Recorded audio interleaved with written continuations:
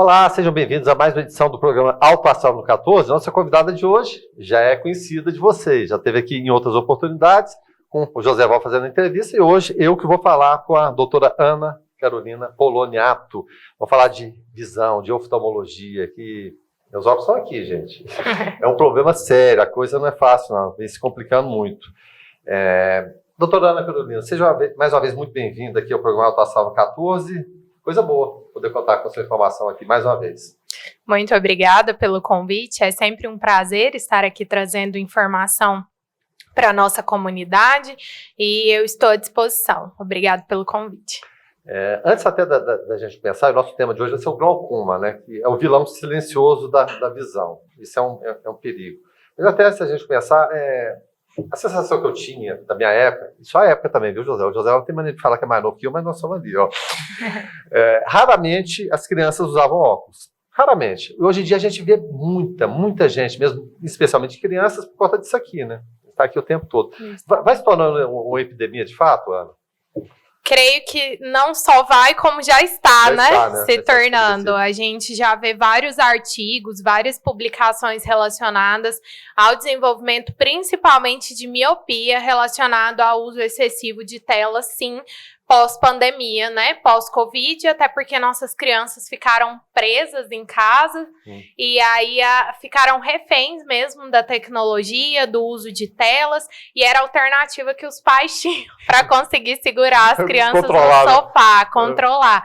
Então, assim, realmente vai e já se tornou um problema de saúde pública mesmo. Realmente hoje nós vemos que várias crianças até no dia a dia mesmo, já possuem ametropias e já estão com problemas refracionais, sim. Realmente é complicado. Eu comecei cedo também, mas aí, enfim, foi outra questão. Desde os 10 anos de idade, já tem muito tempo, foi isso, lá para trás.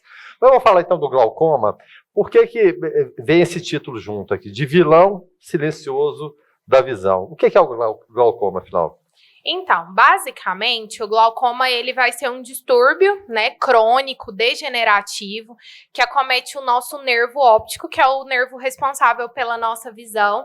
Então, basicamente, grosseiramente, o que ocorre é um aumento da pressão intraocular e o aumento dessa pressão. Obviamente que existem outros fatores envolvidos, mas basicamente, grosseiramente, para a gente explicar para o paciente, esse aumento da pressão, ela vai machucando o nosso nervo, né? E hoje, a gente considera a principal causa de cegueira irreversível. A gente vê que 80 milhões de pessoas possuem o glaucoma. 80 milhões? No mundo, então assim, é muita gente, e a gente fala que é o vilão silencioso porque mais da metade dessas pessoas não sabem que possuem a doença. Hoje, a principal forma de glaucoma no nosso meio, que é o glaucoma primário de ângulo aberto, ele é um tipo de glaucoma que não costuma gerar sintomas, então o paciente acaba percebendo só que está com algum problema quando ele já está em um estágio bem avançado e já repercutiu bastante na visão do paciente. Bom, você já até adiantou aqui em relação ao GPAA, a sigla é essa mesmo? Perfeito. Enfim, ele é o tipo principal, ele é essa forma mais comum, mas existem outros tipos também? Existem, então. Basicamente, nós temos dois tipos, né? O glaucoma primário de ângulo aberto, que, como eu já havia dito, é o mais comum e é o silencioso, mas é o que a gente mais vê nos nossos consultórios. Mas também existe o glaucoma primário de ângulo fechado, que seria o GPAF. GPAF, que é uma forma menos comum, mas que quando ocorre a crise desse tipo de glaucoma, porque o glaucoma primário de ângulo fechado, basicamente, como que funciona? No nosso olho, nós temos um local que produz o humor aquoso, que é um líquido dentro do nosso olho, e um lugar que drena esse humor aquoso, que é como se fosse o ralo ali. Esse humor aquoso, para a gente traduzir, seria para lubrificar ali? Não, ele fica mais dentro do olho. Intraocular. Então. Isso, tanto para nutrir, quanto para manter ali uma pressão também adequada. E aí, a partir do momento que esse ralo ele entope, digamos assim, esse ângulo fecha, e aí a gente tem uma dificuldade no local de drenagem, ocorre o fechamento do ângulo, que seria nessa forma de glaucoma primário de ângulo fechado, e aí o paciente tem sintomas, diferente do outro que ele não possuía sintomas, que é o silencioso, né? Que é o silencioso. Então, nessa forma, o paciente vai ter dor, vai ter embaçamento da visão, ele pode ter cefaleia, até náuseas e vômitos. Mas também existem outros tipos de glaucoma, que se a gente for falar, a gente vai ficar aqui o dia todo. Mas, assim, glaucomas relacionados ao uso de corticoide, pós-trauma, pós-procedimento cirúrgico, condições que aumentam a pressão do olho, mas que não necessariamente vão evoluir para glaucoma, porque para evoluir para glaucoma tem que ter os critérios de lesão do nervo, de alteração do campo visual. Então, assim, não necessariamente essas outras condições irão evoluir para o glaucoma. Existem os glaucomas infantis, então, assim, basicamente a gente se atém a essas duas formas, que são as básicas, as mais importantes. Porém, realmente existem vários tipos. Certo. Em relação a fatores de risco, muita gente pergunta, que aumentam essa chance de desenvolver o glaucoma. Sim. Então, hoje, basicamente, a pressão intraocular, ela não é mais o único fator ali da definição do glaucoma. A gente vê que hoje a pressão intraocular, ela se torna um fator de risco. E hoje, a pressão intraocular é o principal fator de risco, é o fator de risco mais importante e o único que hoje a gente consegue atuar, porque os colírios são voltados para a redução da pressão do olho, né? Então, é o principal fator de risco e o que a gente consegue tratar. Mas existem outros fatores bem importantes, como idade. A gente vê que a prevalência do glaucoma aumenta muito com a idade, principalmente após os 40 anos. No glaucoma primário de ângulo aberto, a raça negra também é um fator de risco, assim como no fechado os asiáticos, né? História familiar também é muito importante, a gente vê que aumenta aí até 10 vezes o risco se possui um parente de primeiro grau portador de glaucoma. Isso eu tô falando mais da forma mais comum, que seria o glaucoma primário de ângulo aberto. Mas, assim, existem vários outros fatores, né? Pacientes míopes também têm uma maior chance de possuir o glaucoma primário de ângulo aberto. A miopia ainda é um pouco controverso, mas que a gente já vem percebendo que também pode ser um fator de risco. Bom, existe alguma forma de evitar o glaucoma? O que é possível? O que está ao alcance da pessoa que... claro, para se prevenir, várias doenças são preveníveis. A prevenção é o melhor remédio. Ele evita, né, antecipar problemas. Em relação ao glaucoma, é possível? Ou nada pode ser feito? Então, essa é uma grande problemática do glaucoma. Infelizmente, hoje a gente não tem nenhum colírio, nenhuma cirurgia, nada nesse sentido que impeça o desenvolvimento do glaucoma. Então, o que a gente orienta? Pacientes que possuem fatores de risco, ou até mesmo, né, pacientes que não percebem, que eles procurem um oftalmologista, que consultem, que acompanhem, porque a melhor forma é fazer o diagnóstico precoce, porque como nós não temos como prevenir, né, nós não temos nenhum tratamento, nenhuma terapêutica voltada para a prevenção, a gente precisa que esses pacientes cheguem mais rápido aos nossos consultórios, para que a gente comece o tratamento mais rápido e esse paciente viva aí muito tempo com uma qualidade de vida bacana. Dentro do que você... Eu estou chamando de você pela muito nova, chamar de senhora, que vai ficar esquisito, tá? Mas seria o quê? Tentar conter um pouco a progressão da doença. A intenção essa, uma vez que não tem cura, né? Justamente. Então, assim, outra grande situação que é muito perguntada nos consultórios é em relação à cura. E realmente o glaucoma, ele não tem cura. Hoje a gente ainda não consegue atuar nisso, né? Hoje, basicamente, o tratamento ele vai ser voltado para controlar a progressão mesmo, impedir a progressão. E a gente orienta o que já teve de dano, o que já foi lesado, digamos assim, é irreversível.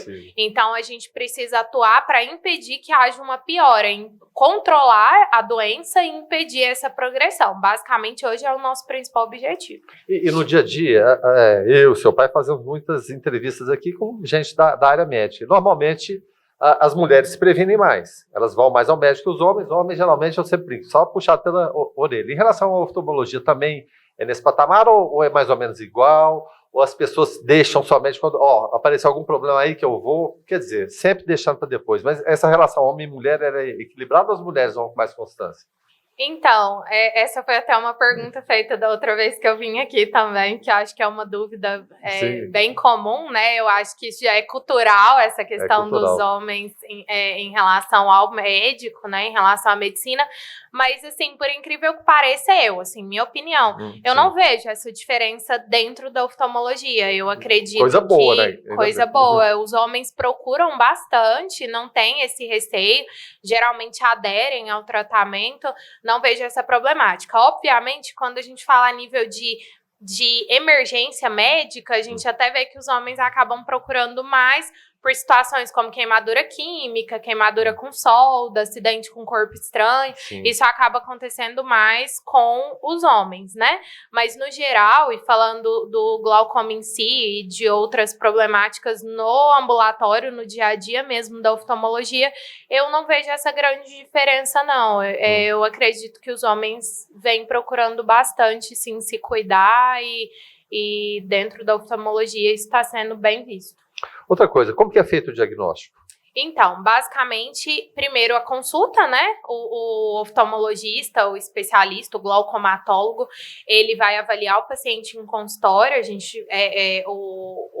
ele vai fazer o exame, né? O exame na lâmpada de fenda, que é o nosso aparato, a nossa ferramenta, e aí nisso a gente vai procurar avaliar a escavação, porque assim, no fundo do olho nós temos, eu explico como se fosse um buraquinho por onde passa o nervo. E se essa escavação, esse buraquinho, ele está aumentado, mostra que esse nervo ele está machucado.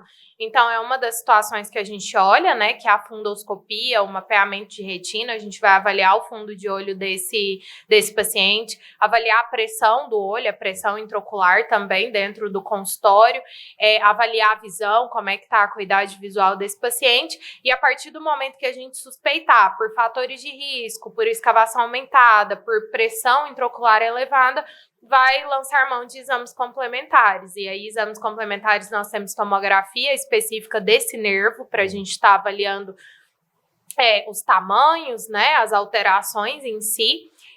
Nós teremos o campo visual, porque a gente sabe que o glaucoma interfere, eu ainda não mencionei, mas o glaucoma ele começa a gerar uma perda que começa da periferia em direção ao centro. Então, primeiro ele atinge o nosso campo visual e só em estágios mais avançados que vai acometer a visão central. Sim. Então, a gente solicita o campo visual justamente para a gente estar testando a visão periférica desse paciente, né? Além disso, a gente pode pedir a curva diária, que seria avaliar a pressão do intraocular, né? A pressão do olho em vários momentos do dia, porque a gente até vai comentar e sabe que essa pressão ela flutua, que ela pode aumentar ou diminuir ao longo do dia.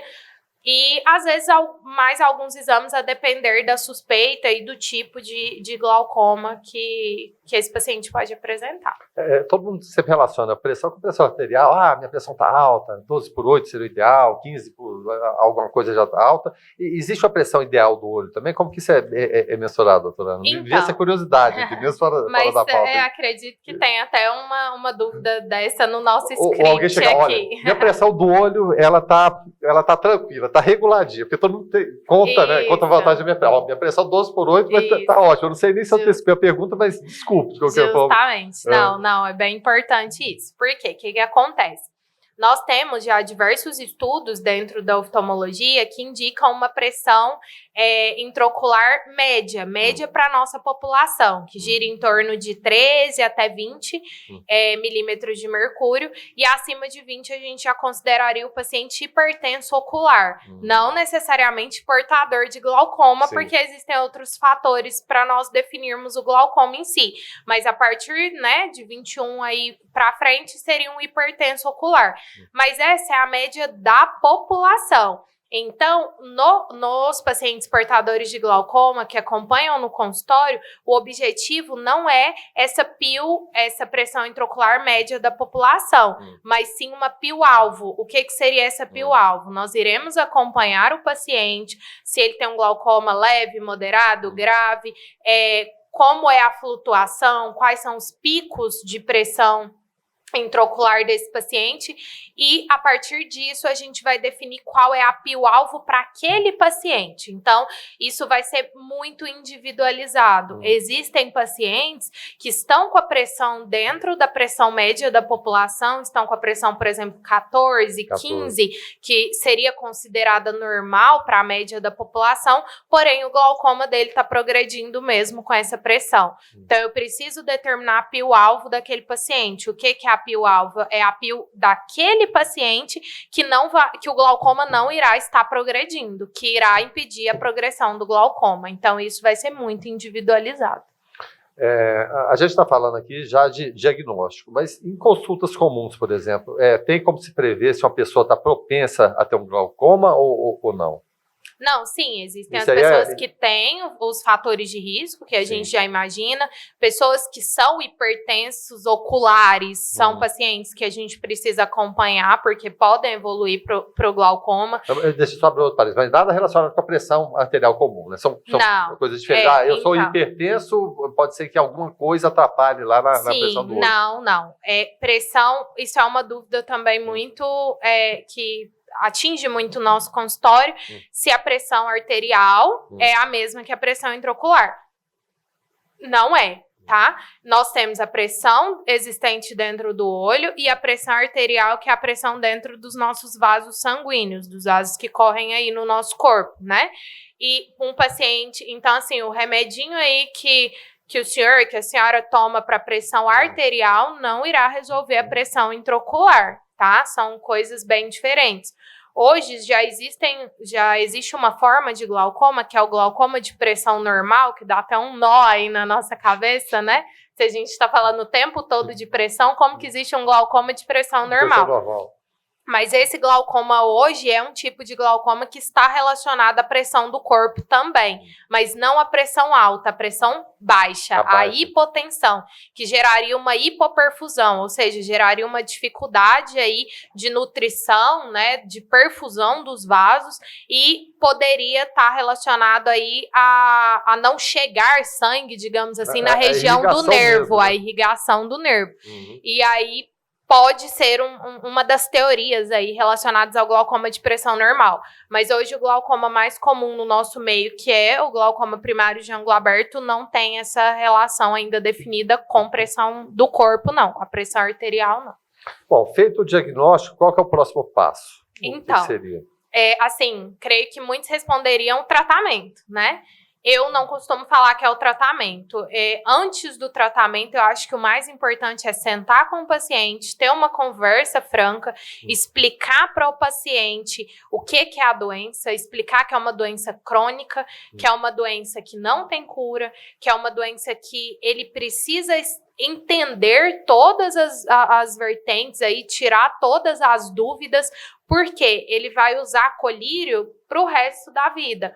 Então, é uma rotina de vida mesmo. É rotina. Então, se eu não sento, se a gente não explica e o paciente não compreende que se não fizer o tratamento ele vai evoluir para uma cegueira que não tem o que fazer, não adianta a gente entrar com tratamento porque ele não vai aderir ao tratamento. Então, eu acho que o primeiro passo é tirar todas as dúvidas do paciente, é sentar e tomar decisões compartilhadas mesmo. Vamos usar o colírio? Tem condição de usar o colírio? Não tenho condição. Entender todo o processo para que esse paciente tenha uma adesão ao tratamento. Aí, posteriormente, o segundo passo, sem sombra de dúvidas, é o tratamento. E é claro que às vezes choca, né? Mas é necessária a conversa, sem dúvida nenhuma. Sim. E o envolvimento da família, ele é importante também, porque são rotinas ali, às vezes a pessoa esquece, ou às vezes a pessoa não está afim. Tem alguém para lembrar ou se inteirar dessa rotina também é importante? Com certeza, sem sombra de dúvidas, ainda mais porque, como eu havia dito, a prevalência é maior em pacientes idosos. Então, assim, o papel do familiar, o papel do cuidador, a gente sempre tenta ressaltar para o idoso sempre estar acompanhado, sempre levar alguém que consiga orientá-lo, que consiga ajudá-lo, né? Justamente, até porque tem várias nuances, né? Tem colírios que precisam ser pingados de manhã e à noite, com intervalo de 12 horas entre um e outro. Precisa ser uma gotinha em cada olho. Às vezes precisa de outra pessoa mesmo. Para poder pingar, porque assim, às vezes pinga fora, às vezes pinga mais de uma gotinha e desperdiça o colírio, que já é caro para o paciente, né? Precisa lavar as mãos antes de pingar, para não ter risco de infecção, não encostar o bico do frasco no olho. Então, são vários detalhezinhos que eu acredito que é importante que tenha uma pessoa do lado para ela também estar lembrando, para ela também estar ajudando o paciente, sim. Bom, falando agora de tratamento, como que ele funciona? Tem cirurgia, a gente estava falando de colírio, pode ser um tratamento só com colírio, o que é mais adequado? Então, o glaucoma primário de ângulo aberto, que é o que vai acometer aí a grande maioria da nossa população, né, volto a falar, a base do tratamento realmente são os colírios. Nós vamos ter 4 classes de colírios, que possuem mecanismos diferentes, só que atuam no final na mesma via que abaixar a pressão do olho, certo? E aí, a gente geralmente começa com uma monoterapia, ou seja, com um colírio, e vai avaliar a resposta ali do paciente, da pressão, para a gente entender se a gente vai ter que substituir esse colírio ou então adicionar mais um colírio ao tratamento, tá? Em relação à cirurgia, muitos pacientes acreditam que a cirurgia é a solução. Então, o colírio vai manter ali um tratamento, mas a cirurgia ele vai atingir a cura. E não. A gente precisa entender que o objetivo da cirurgia é o mesmo do colírio, é controlar a pressão do olho. E tem alguns pacientes que mesmo com a cirurgia, posteriormente vão precisar continuar usando os colírios, às vezes em menor quantidade, mas vão continuar, né, usando as medicações, vão continuar tendo que pingar os colírios, né? A cirurgia, geralmente, a gente reserva para pacientes já em casos mais avançados, ou pacientes que não estão tolerando a medicação, ou questão de custo, ou não conseguem mesmo aderir àquela quantidade de medicamentos, tanto que hoje a gente já vê em alguns estudos que, igual eu falei, que existem 4 classes de colírios. Geralmente, pacientes com 3 classes não estão controlando, a gente pode adicionar a 4ª classe. Só que aí, vários estudos já mostram pra gente que adicionar a 4ª classe piora a adesão do paciente ao tratamento. Então, às vezes, é interessante até lançar a mão da cirurgia ao invés de adicionar um 4º colírio. Ou a rotina mais complicada. Rotina mais complicada, né? Quantidade de colírios, né? Justamente. Tem que dar um intervalo entre os colírios, aumenta muito o custo do tratamento, que é um tratamento para o resto da vida. Hoje, a gente já tem algumas cirurgias que podem ser utilizadas em pacientes com glaucomas leves a moderados. Mas isso não quer dizer que vai eliminar o uso do colírio. São cirurgias novas que já têm custo, que tem um custo ainda bastante elevado, que não são feitas pelo SUS. Então, assim, basicamente, hoje o tratamento é com o uso dos colírios e a gente lança a mão da cirurgia em casos mais avançados, em casos mais de exceção mesmo. A cirurgia é muito complexa, ela se dá em nível ambulatorial, é centro cirúrgico, como que funciona isso? Então, primeiro depende da cirurgia em si, né? Hoje nós temos a cirurgia que é mais realizada, que seria a TREC, a trabeculectomia. Para as cirurgias oculares que a gente tem, é uma cirurgia mais complexa, né? Então, assim, é uma cirurgia que precisa ser feita pelo glaucomatólogo, pelo médico especialista em glaucoma, e é uma cirurgia que realmente é feita no centro cirúrgico, é uma cirurgia que depois precisa ser retirado os pontos, é uma cirurgia que deixa o olho mais irritadinho, mais vermelho. É muito sensível, né? Justamente, é uma cirurgia que vai embaçar a visão do paciente nos primeiros dias, então, assim, é algo que precisa ser levado a sério, não é um procedimento tão simples, feito a nível ambulatorial, não. E a gente sempre fala aqui de equipes multidisciplinares, porque a visão, puxa vida, dos cientistas que a gente tem, talvez, né, você perder a visão é realmente terrível. Há essa interlocução, um apoio psicológico é necessário. Como que funciona isso no dia a dia? Porque, atenção, de repente vou fazer a cirurgia, a pessoa está com os olhos vedados, vai voltar, não vai voltar? Essa conversa de outras áreas profissionais, ela é importante, interessante também nesse momento? Além de vocês também, né? Claro. Não, acredito que sim. É importante a gente sempre trabalhar junto e se a gente percebe ou uma incompreensão, ou alguma revolta, ou alguma não aceitação do tratamento, a gente indica, né?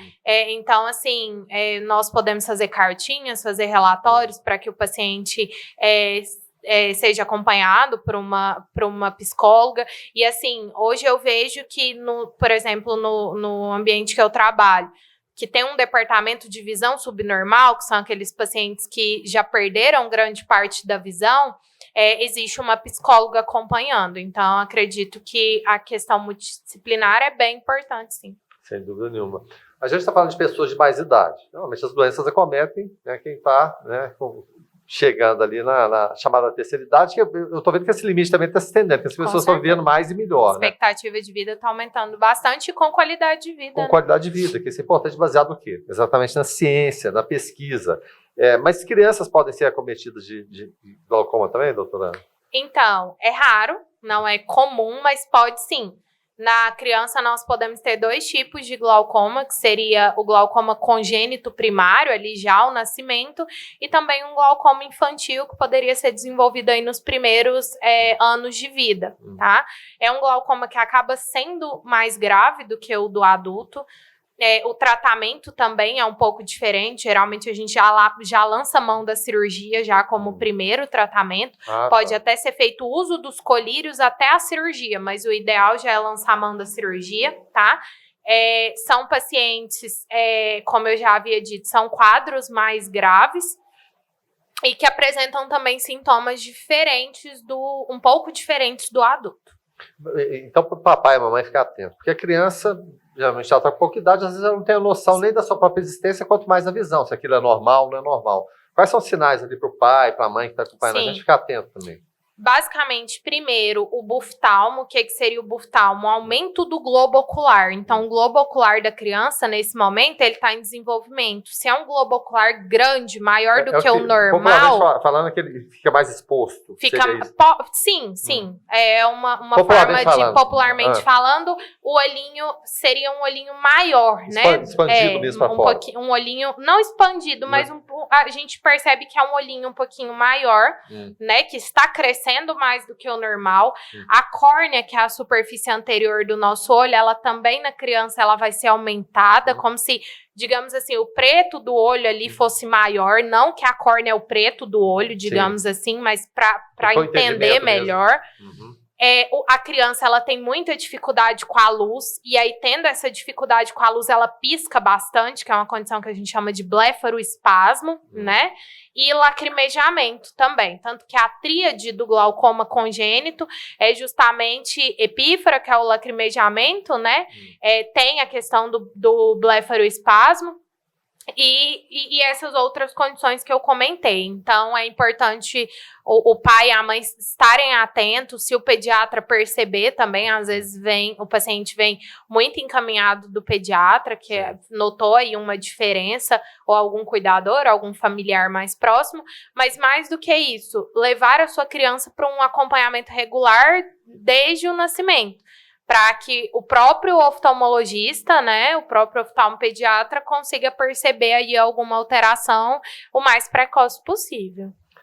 Em relação à frequência de ida ao oftalmologista, porque tem muita gente que só vai na hora que está com o problema estabelecido ali. Mas qual seria a frequência ideal? Uma vez por ano seria indicado? Então, existem muitas doenças, né, na oftalmologia que são silenciosas, então... Muita coisa pode acontecer. Né? Muita coisa pode acontecer. Muitos pacientes acham que é só ir para passar óculos, e não é, né? O paciente vai pro óculos em si, mas nisso ele passa por um exame completo que a gente verifica se não tem nenhuma outra condição que exige aí intervenção. Basicamente, a grande maioria orienta aí o acompanhamento anual, né? Mas isso vai depender muito de cada caso. Falando do glaucoma, por exemplo, que é o nosso tema, pacientes com glaucoma, o ideal é acompanhar a cada 6 meses, repetir os exames semestrais, né? Às vezes, casos mais graves, casos já de glaucoma avançado, que a gente está precisando atingir uma pressão-alvo aí um pouco mais rápido para não machucar mais o nervo do paciente, a gente às vezes avalia o paciente em até 3 meses. Então, assim, isso vai depender muito de cada paciente, né? Se for um pós-operatório ainda mais frequente, mas basicamente anual. E pacientes que não são portadores de glaucoma, mas que apresentam fatores de risco, que são, por exemplo, hipertensos oculares, a gente também, às vezes, acompanha como se fosse um paciente portador de glaucoma, em 6 meses, ao invés de 1 ano. Então, resumindo, totalmente individualizado, né?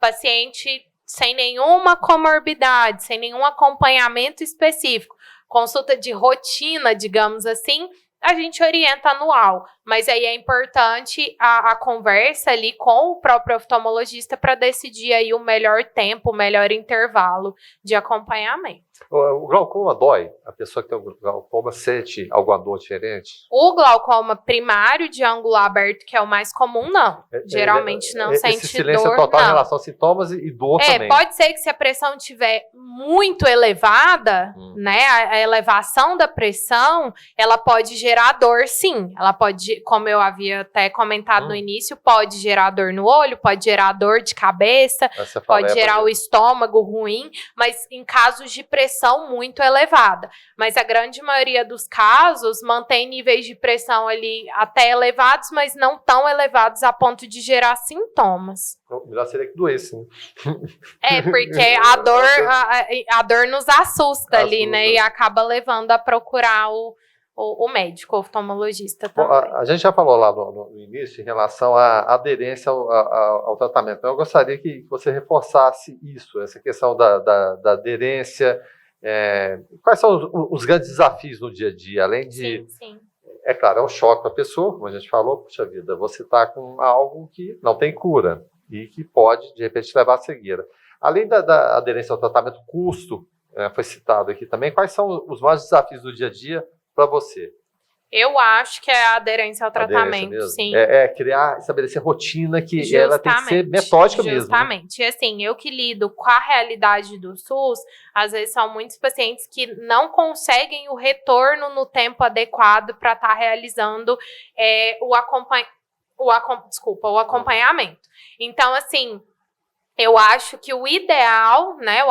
Eu tenho certeza que a gente precisa ser o mais aberto possível com o paciente para que ele sane todas as dúvidas em relação ao tratamento, porque só assim a gente vai deixar o paciente à vontade para ele falar, olha, doutor, eu realmente não tenho condição de comprar esse colírio.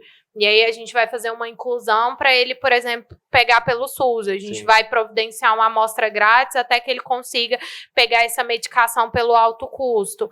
Não, doutor, eu tenho uma condiçãozinha melhor, mas eu não tenho condição nenhuma, eu trabalho muito, eu não tenho condição de ficar pingando colírio aí, 3 colírios, né, várias vezes no dia, eu não tenho. Eu tenho uma condiçãozinha melhor, eu prefiro pagar a cirurgia aí para eu tentar ficar no final usando um colírio só uma vez no dia. Então, assim, eu acho que tem que ter uma conversa franca, tem que sentar com o paciente, ele tem que se sentir à vontade, porque o maior desafio hoje, eu acredito que é a aderência ao tratamento, porque não é fácil um paciente receber o diagnóstico aí com 60 anos, a expectativa de vida hoje está alta, como a gente já havia comentado, então é um paciente que vai usar colírio aí por mais 30, 40 anos até, então assim, ele precisa estar muito consciente da doença que ele tem para que ele faça esse tratamento correto. Doutora Ana, eu tinha antecipado essa pergunta em relação à pressão intraocular, mas para quem está chegando agora, eu gostaria que você reforçasse para a gente esse intervalo, né, da chamada PIO, né, da pressão intraocular, qual que seria o valor dentro da normalidade? Então, só relembrando, existem, né, valores médios de pressão para a população geral, que é em torno de 14 até 20, acima de 20, a partir de 21 ali, a gente já consideraria o paciente um hipertenso ocular.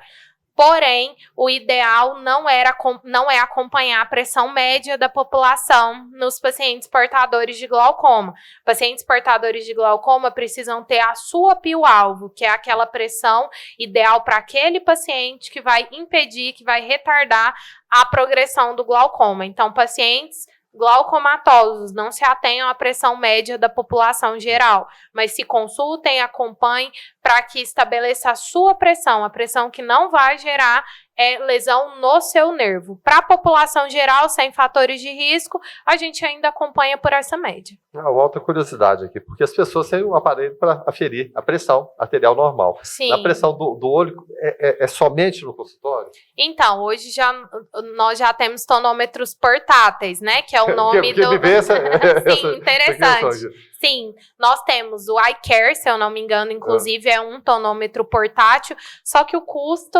já mais alto. Então, assim, não vigora aí para a realidade da grande maioria dos pacientes. Mas, assim, se o paciente ele acompanha, ele adere ao tratamento, ele usa os colírios, ele faz os exames regulares, a gente ainda não vê a necessidade de apresentar ali um aparelho em casa para estar regulando. Ali, seriam casos de muita exceção, assim, mas existe sim. Tá. Em relação à pressão dos olhos, porque o grau, a gente tem graus diferentes, né? Mas essa pressão, ela muda de olho para olho ou ela é mais ou menos a mesma coisa? Então, isso é entre os dois olhos, né? De uma mesma pessoa. A pressão, ela tende a ser parecida, semelhante entre os dois olhos. E ela tende a variar ao longo do dia, né? Então, assim, hoje a gente percebe que tanto a flutuação da pressão ao longo do dia, quanto os picos que ela faz ao longo do dia também influenciam na questão do glaucoma, né? Então, às vezes, o paciente, no momento do consultório, ele tá com uma pressão muito boa, mas aí, em certo horário do dia, ele sobe, faz um pico ali, né? Atinge um valor muito alto de pressão. Por isso que a gente até pede a curva diária, que o paciente mede a pressão, afere a pressão em vários momentos do dia, justamente porque a pressão tende a flutuar em torno de 3 a 6 milímetros de mercúrio ao longo do dia, e em pacientes portadores de glaucoma essa variação pode chegar até 10.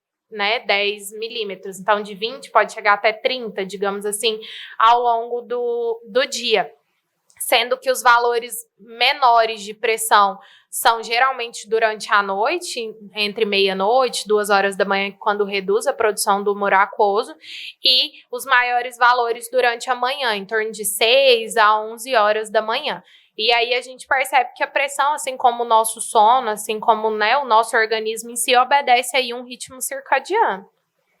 Eu sou a pessoa das curiosidades, eu fico tentando fazer perguntas que o ouvinte, o telespectador ali faria, porque a gente conhece muita gente que na hora o médico consegue despistar determinadas situações, de pressão, às vezes toma um remédio a mais, enfim, dieta, aquela coisa toda para tentar se enganar o médico. Em relação ao glaucoma, é possível de repente coloca-se mais colírio ou menos colírio, não sei, alguma situação que ele tente ali enganar o médico e enganar a si mesmo no dia a dia também?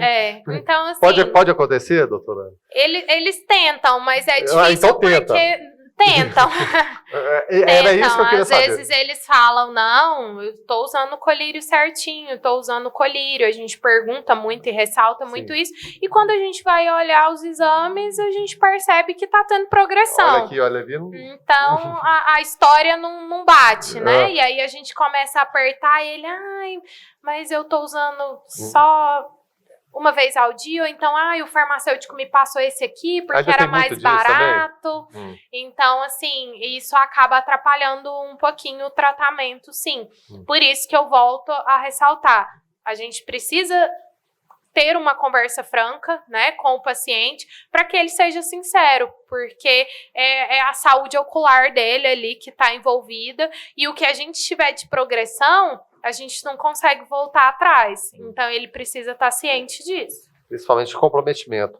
Justamente. Em relação a outras doenças, outros problemas, muita gente fala em relação ao exercício físico, dieta, alguma coisa dessa pode ser positivo, além, acho que simplesmente do bem-estar da pessoa, porque você tem um problema de visão ali.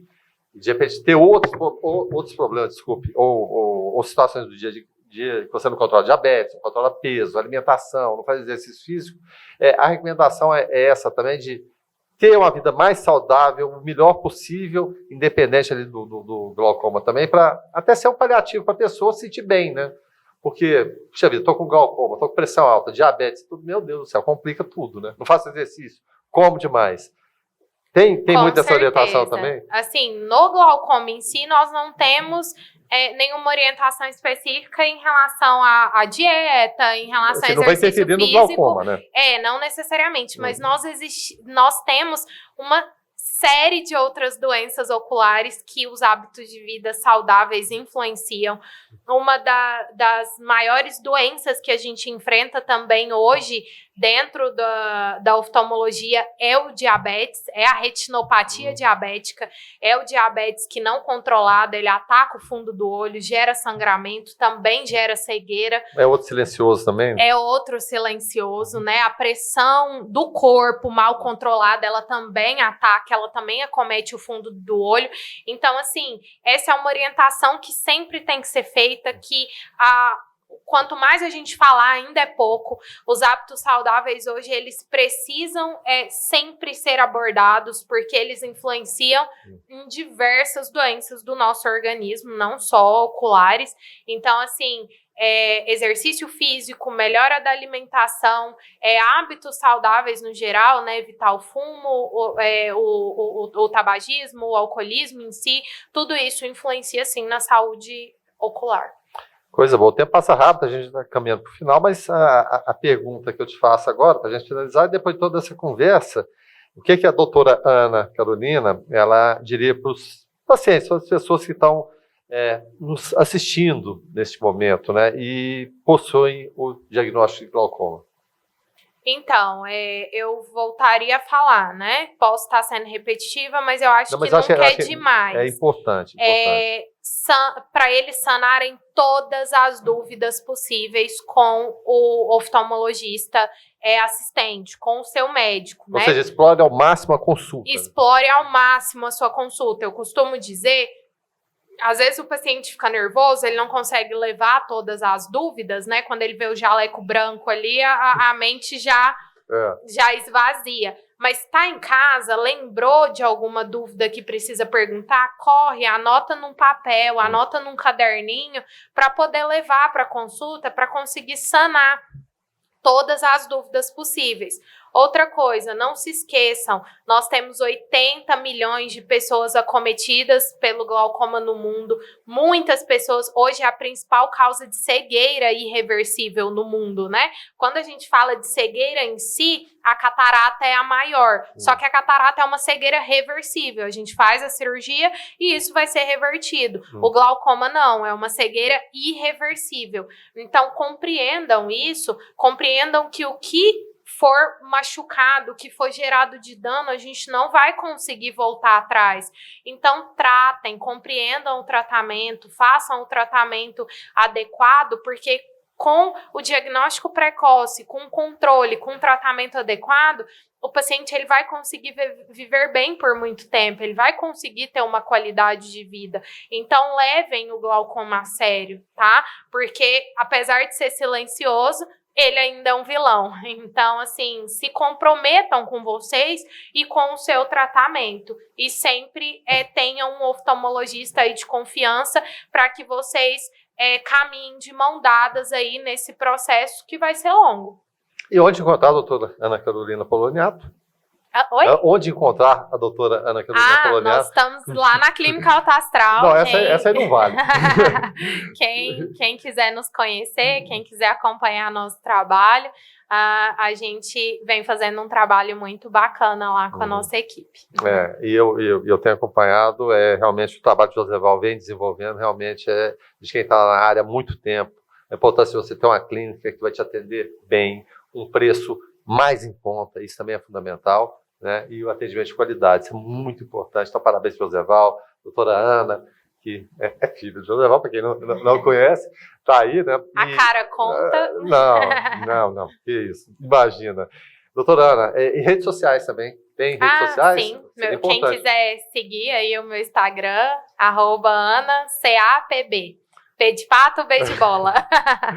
Estou lá disponível, se alguém tiver mais alguma dúvida também. Sim, fico à disposição. Ficar consultando, não, viu, gente? Tirar a dúvida, tá bom? Tirar a dúvida, estou à disposição. Tá certo. Doutora Ana, obrigado pela entrevista, pela gentileza. Eu me comprometo aí em sempre ajudar, sempre que precisar, qualquer tema dentro da oftalmologia e dentro da medicina em geral. Meu avô costuma falar: você virou oftalmologista, mas você ainda é médica? Eu sou médica. O que vocês precisarem de mim, eu estou à disposição. E aí tenho compromisso aí de estar servindo a comunidade. Coisa boa. E o papel fundamental aqui do Canal 14, desse projeto, o programa Alto Astral, é exatamente isso. A gente já trabalha há mais de 4 anos. A gente trazer o que é boa informação. As informações que ela trouxe aqui, elas não são perecíveis. Elas ficam, você pode ver, rever, se por acaso você acompanhou a entrevista, achou interessante, achou legal, compartilhe com alguém. Essa informação vai ser útil para alguém, eu tenho toda certeza. Ana, mais uma vez, muito obrigado pela entrevista e pela gentileza. Muito obrigada. Foi um prazer aí compartilhar esse momento com o Verano. Não, ela quis falar, mas é uma entrevista muito melhor que o pai dela, tá bom? Eu sempre pego o pé do José. Um abraço, viu, José? Você é um amigo muito querido. Agora é só com o Verano. Tá certo. Bom, para quem pegou essa entrevista no finalzinho, a gente lembra que ela está disponível na grade de programação do Canal 14 da NET em horários alternados. Essa é a doutora Ana Carolina Poloniato. Tá? A gente falou de oftalmologia hoje, de glaucoma, e também você pode acompanhar no YouTube, né? Programa Alto Astral no 14. São mais de 250 entrevistas. Então, mais uma vez, muito obrigado e até logo mais. Clínica Radiológica de Anápolis, Arroz e Feijão Imperial, Geolab Genéricos, Hospital Evangélico Goiano, Uni Evangélica, Supermercados Atende Mais, Compensados Anápolis, Clínica Vacine, Produtos JK, a Arte do Algodão, Farmácia Naturalis, Cicobi Unicentro Norte Brasileiro, Lages Vibracom, Mercafrios Mauá, Porto e Pereira Hipercozinha Industrial, Rádio Imprensa 104,9 FM, Bioimagem, empresa biomédica especializada em diagnóstico por imagem, Restaurante Barriga Cheia, Síntese Comercial Hospitalar, Essa Corpus, Equipamentos Médico Hospitalar, EgoService, Vigilância e Segurança Privada, Maglif Uniformes, Pérola Distribuição, Crédito, Contabilidade, Perícia e Auditoria, Laveste Lavanderia Hospitalar, Arroz Frito e Restaurante do Macarrão, Doutora Cristiane Santos, Endodontia, Cirurgia Parodontítica e Traumatismo Dentário, Resgate, Remoção Hospitalar, ligue 0800 591 8750, Mamãe e Bebê Kids, Varejão das Fábricas, Clínica Alto Astral, USA Arquitetura e Interiores, Fazenda Campo Largo, leite de qualidade, Arquivo Off, guarda e organização de documentos, América Enxovais e Decor, Folhas, suplementos naturais, Droga Lúcia, economia e serviço da sua saúde, Opção Ótica, Doutor Café, cafeteria e doceria, Multigraf impressos em geral,